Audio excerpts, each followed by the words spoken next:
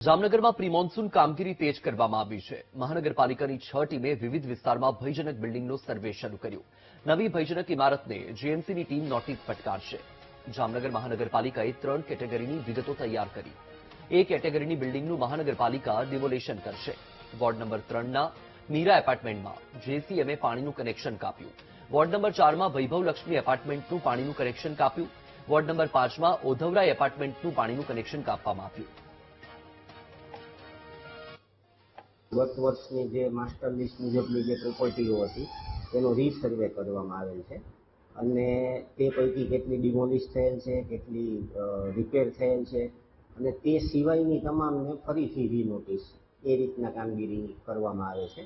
તદુપરાંત જે સર્વે દરમિયાન નવી ઇમારતો જોવા મળે એને પણ જીપીએમસી એક્ટની કલમ 264 મુજબ નોટિસ આપવાની કામગીરી હાલે ચાલુ છે। હજુ અંદાજે 1 વીક જેટલો સમયગાળો આ સર્વે ચાલુ રહેશે। આ સાથે જ બુલેટિનમાં હાલ બસ આટલું જ।